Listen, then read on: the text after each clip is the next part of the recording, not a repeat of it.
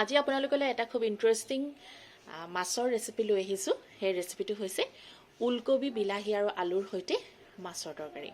তাৰ কাৰণে মই ওলকবি লৈ লৈছোঁ 3টা, বিলাহী, আলু, জলকীয়া, মাছ, এমুঠি ধনিয়া, হালধি, নিমখ, মিঠাতেল আৰু পাঁচফোৰণ। এতিয়া বলক ৰেচিপিটো আৰম্ভ কৰোঁ।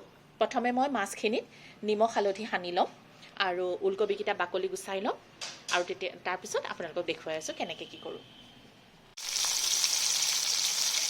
এইফালে মাছ ভাজি থাকোঁতে মই আনফালে ওলকবি, আলু বাকলি গুচাই লৈছোঁ আৰু এতিয়া আপোনালোকক দেখুৱাম যে তৰকাৰীখনৰ কাৰণে মই এইখিনি কেনেকৈ কাটি লৈছোঁ।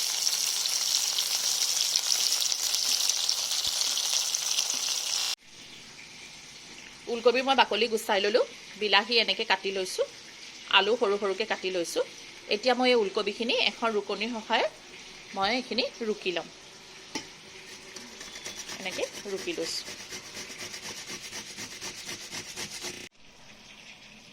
গোটেইখিনি ওলকবি মোৰ এনেকৈ ৰুকা হৈ গ'ল। এতিয়া তৰকাৰী কেনেকৈ বনাওঁ বলক দেখুৱাম আপোনালোকক।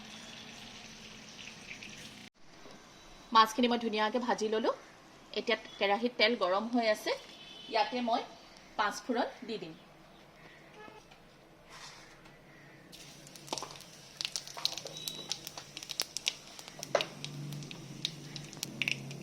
পাঁচফোৰণখিনি ফুটিলে এতিয়া মই ইয়াতে বিলাহী দি দিম।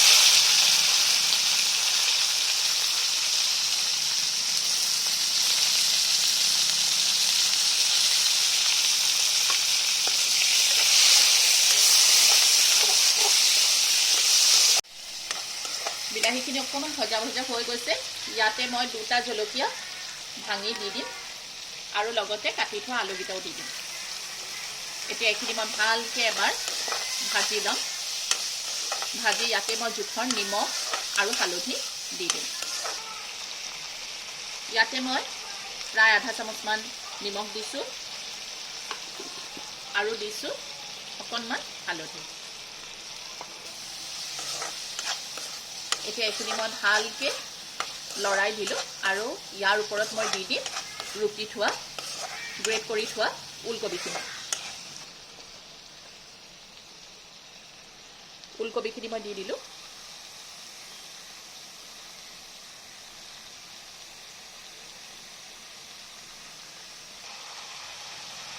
ওলকবিখিনি দি এতিয়া মই এইখিনি খুব ভালকৈ লৰাই দিম, মিক্স কৰি দিম গোটেইখিনি। জুই মই হাই ফ্লেমতে ৰাখিছোঁ।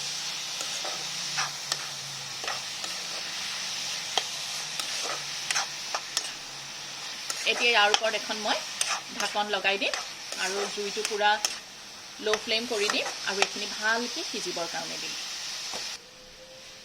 এনেকৈ প্ৰায় 3 মিনিটমানৰ কাৰণে এইখিনি মই ভালকৈ সিজিবৰ দিম। এতিয়া 3 মিনিটমানৰ পিছত ঢাকনি উঠাই চাম। এয়া চাওক, ইমান ধুনীয়াকৈ এইখিনি ভাজা ভাজা হৈ গ'ল। ওলকবি ধুনীয়াকৈ ভাজ খাই গ'ল, আলু সিজি গ'ল। এয়া আলু সিজিলে। এতিয়া মই জুইটো হাই ফ্লেম কৰি দিম আৰু ইয়াত পানী মই গৰম কৰি থৈছোঁ, তাতে মই উতলা গৰম পানী দি দিম।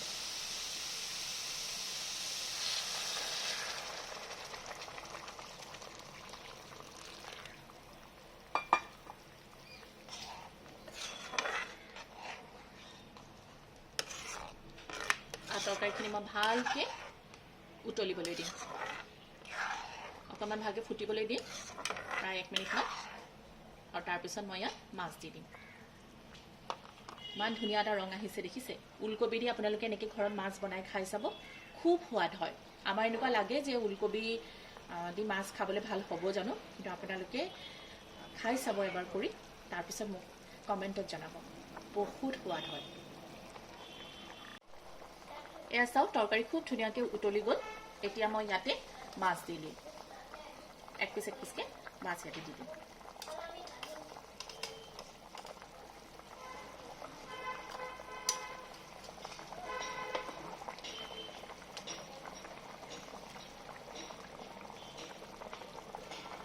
এনেকৈ মাছ দি দিলোঁ। আকৌ পুনৰ 2-3 মিনিটৰ কাৰণে এইখিনি মই ভালকৈ উতলিবলৈ দিম।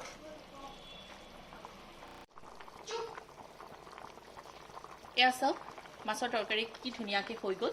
এতিয়া ইয়াৰ ওপৰত মই অকণমান ধনিয়া পাত দিম।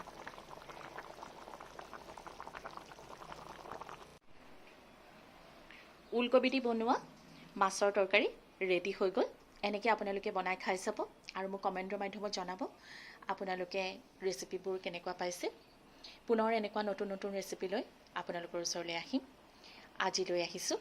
ধন্যবাদ।